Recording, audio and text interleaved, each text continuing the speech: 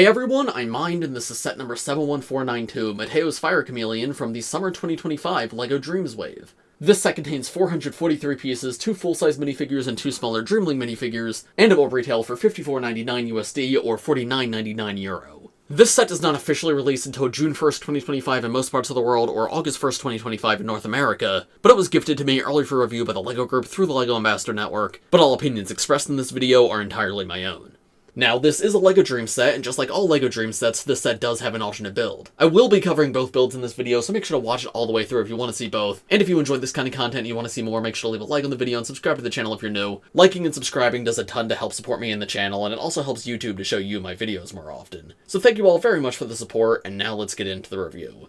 So, when this wave of LEGO Dreamzzz sets was officially revealed, this was the set I was the most excited for. Being completely honest, I wasn't super hyped for the wave at all. I thought a lot of the sets looked uninteresting, but so far, as I've been doing my reviews, I've just been proved wrong again and again. I've liked most of the sets this wave, but building this one up, I have to say I was completely right about it. This is still my favorite set of the wave, and I think it's super cool. It's one of the most unique models that LEGO Dreamzzz has put out just in general. So, let's go through everything that makes me love it so much. Starting at the head, I feel like they captured that chameleon face shape super well. I think the biggest thing is the eyes, because the chameleon's eyes are like the most recognizable part of them. And the way they did it is so cool. These actually connect on a ball joint, so you can move them around and like change where the build's looking. That does such a great job to like capture how chameleons actually move their eyes in real life. So even though this is a fictional like sci-fi chameleon, that functionality is still kept. The actual eyepiece, too, is a printed part, and you get 2 of it in this set, 1 on each side, and you can see it's made up of all these little individual dots. Now, the theming of this season is video games. Everything is video game themed.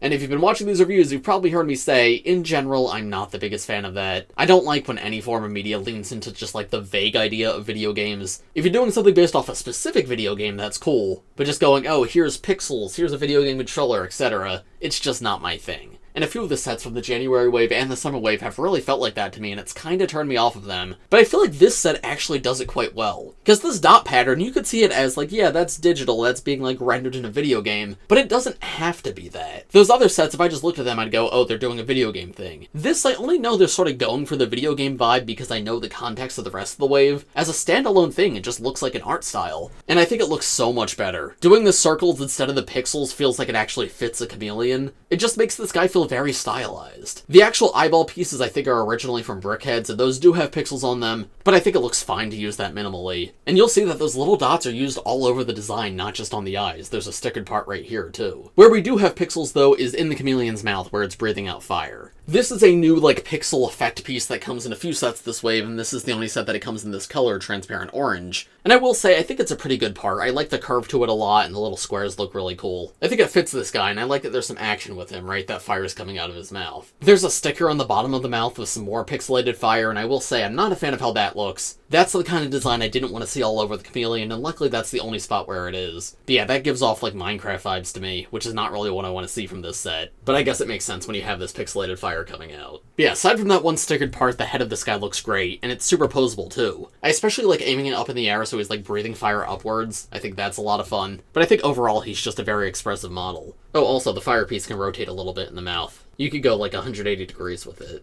The head connects to the neck on a ball joint, and it is a little bit heavy, so sometimes it will droop down, but it's not like an all-the-time thing, it's just a sometimes thing, if you have it at a specific angle. The body of the chameleon is probably my next favorite part. I love this, like, pre-built curve in it. It makes it feel so dynamic, like it's actively in motion, like charging up that fire breath. The stickers with the little dots look incredible, and I like that there's more than just the dots. There's a little pattern underneath everything, too, with these orange stripes. And the dots extend past the stickers as well with these rounded tiles. And then everything else on the sides is entirely smooth.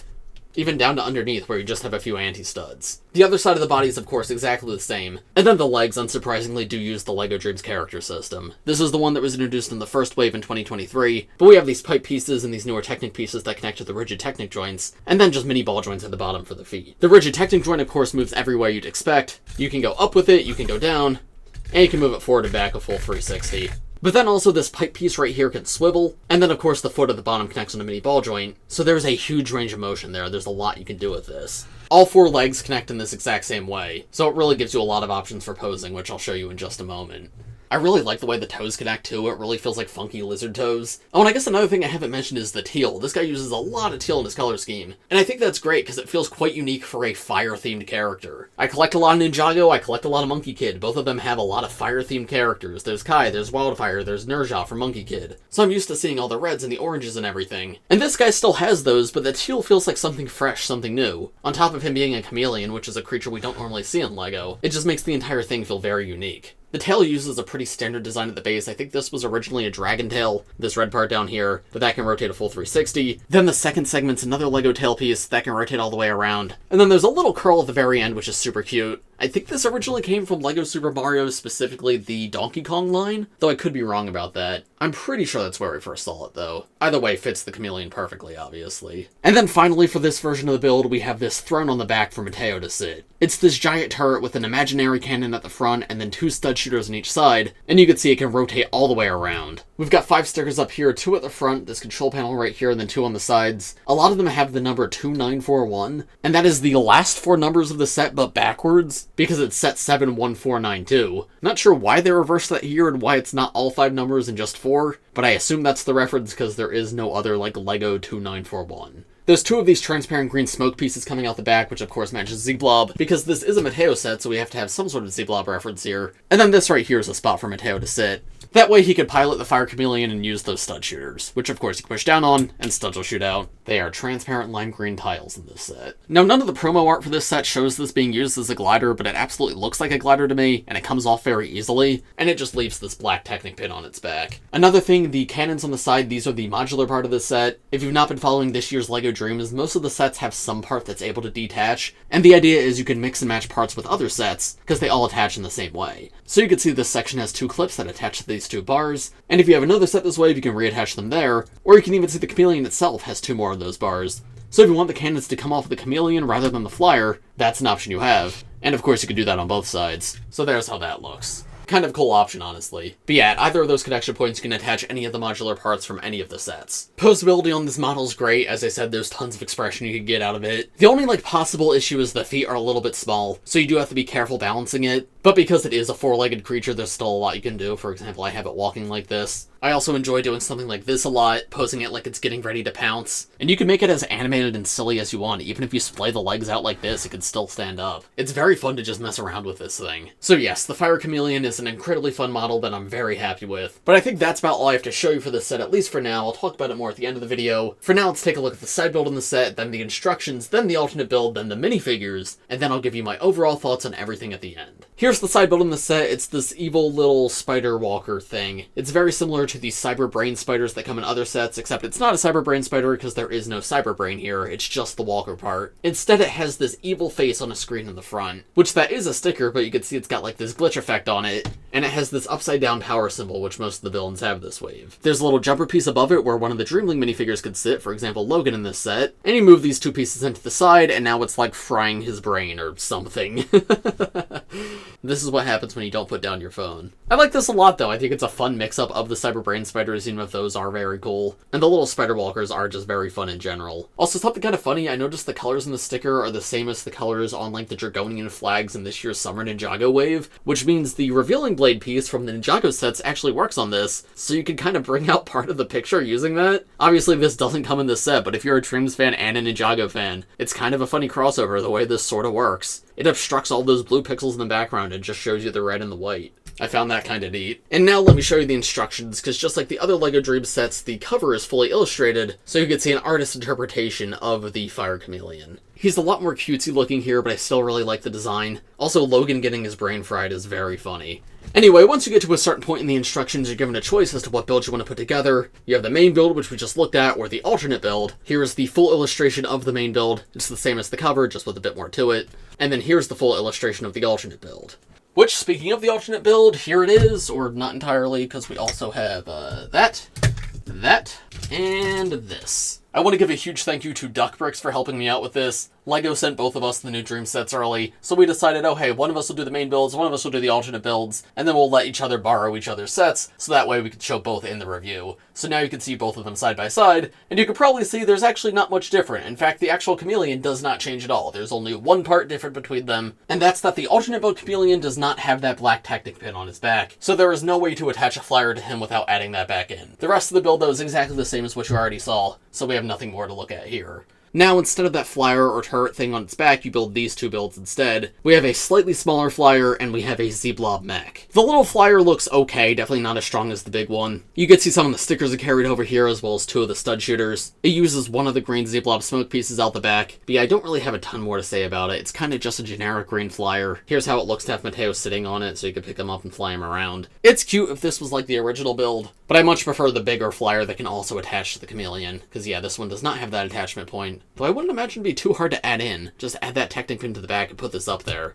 You're just not supposed to do that by default. And then the other build is this incredibly silly little Z-Blob mech. You do get the Z-Blob piece in the set. I didn't show you it earlier, but now you're seeing it. Obviously, you get that no matter what build you put together. It just doesn't have a spot to go on the other build. But yeah, the mech has these very tiny legs that are on mini ball joints, so you could pose them. Nothing too special, but there's like a decent enough range of motion there. The feet can move forward and back. There's a sticker tile in the center of his chest, of course the spot at the top for Z-Blob himself to sit. Another sticker on the back of the mech, which it's cool to see that's covered up. There's plenty of full mech sets that don't do that. And then his arms are not posable, they're sort of just locked into the body. And this is where the other two stud shooters went. On one side, a puff of green smoke is just coming out of his chest. I think that's very awkward. In my opinion, it's probably best to remove that. It's maybe a cool effect if you want to represent the stud shooters being shot, but if you're not actively doing that, that piece is just so big, I feel like it really gets in the way. This feels more like a mech you can actually play with. Something I actually do find very cool about this mech, though, is the arms become the modular part of the set. Again, it has those clips that connect onto those bars, so if you do have some other sets from this year, you can customize Z-Blob's mech to have different types of arms using parts from other sets. I think that idea is a lot more fun than the arms that they give him by default. And then, of course, if you wanted to, you could reattach these arms to one of the builds from another set, which go check out my other reviews if you want to see all the other connection points that the other sets have.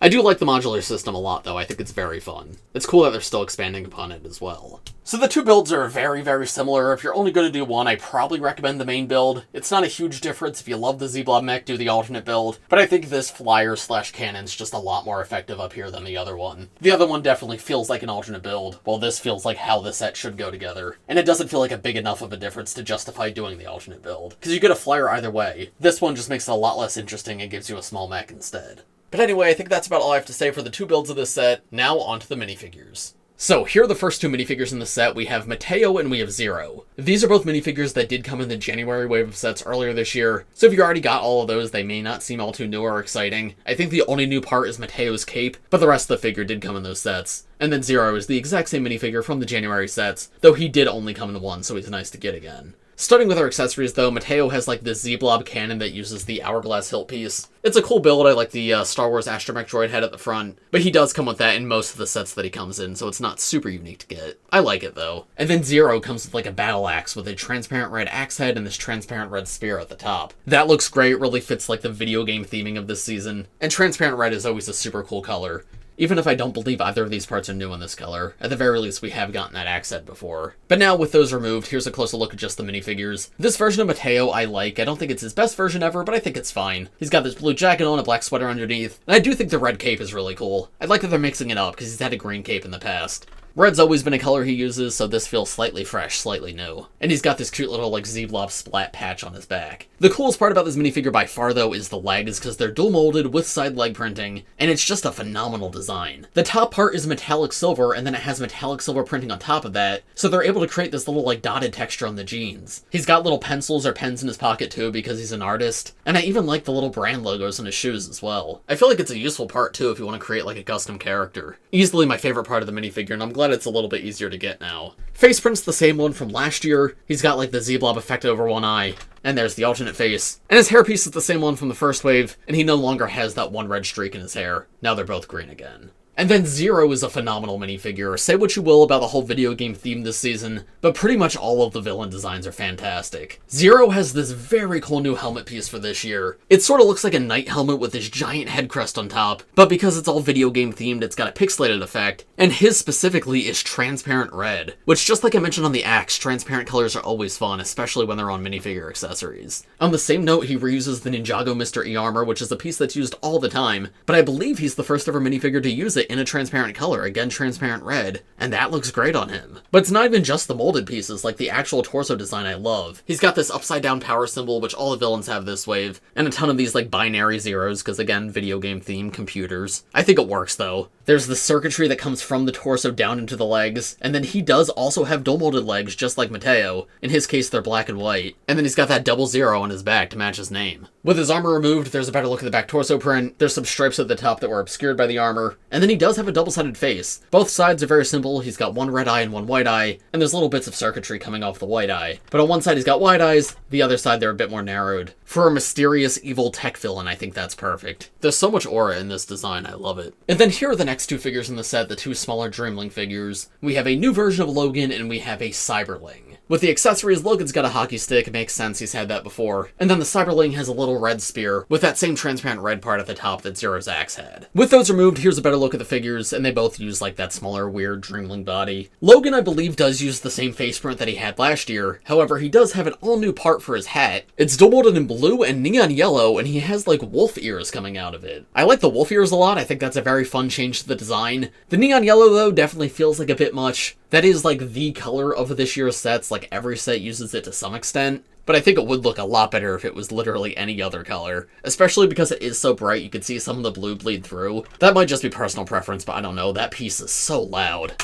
Anyway, here's a full look at his face print with that off. And there's a look at his alternate face where he's got red eyes and he's angry. This combination of parts is technically exclusive to this set, however I believe all of them do come in other sets elsewhere. That head came in sets last year, I forget if we got Small Logan at all last year, but we've definitely had Small Logan in the past that used that body. And then the hat piece comes on a full-size Logan in one other set this year, but if you want this specific combination, this is the only set where you can get it. And then the Cyberling is just the generic villain of this wave. You can see he uses the same helmet as Zero, but now it's dual molded in white and gunmetal gray. Honestly, I think it's really cool that such an elaborate part comes in so many sets on these guys, and it's very funny as well how the helmet's almost as big as their entire body. But yeah, fairly good generic villain design for the little Dreamling figures. They've got all this circuitry on them, the eyes are very similar to Zero, and they have little zeros on their torso. And then around the back they've got that power button that I mentioned most of the villains have this wave, as well as a bunch more zeros on the side. They don't come in every set, but they do probably come in about half of the sets this year, so if you want to build up an army, it's nice to have another way to get them. There's nothing super new in terms of figures in this set. The only new parts are Logan's hat and Mateo's cape, so if you're a big Dreams collector, there's not a ton for you here, but it is very nice to get all these characters again, especially in a cheaper set.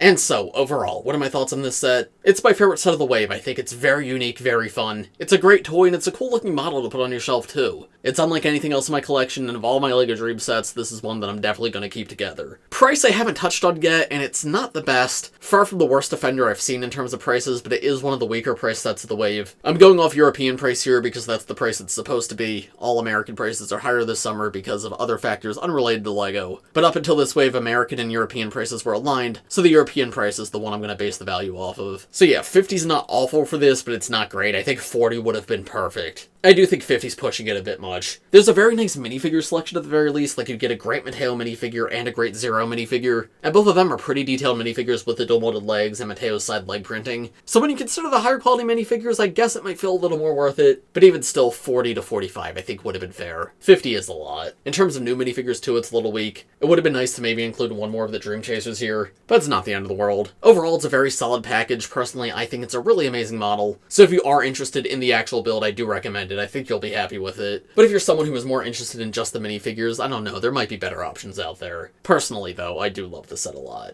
But of course, those are just my thoughts. Let me know what you guys think of this set in the comments below. If you enjoyed this video, make sure to leave a like on it, subscribe to the channel if you're new, and let me know in the comments which Summer 2025 LEGO Dreamzzz set you want to see an early review of next. But as for this one, I think that's about all I have to say, so thanks for watching everybody, I hope you all enjoyed, and I will see you in the next one. Bye!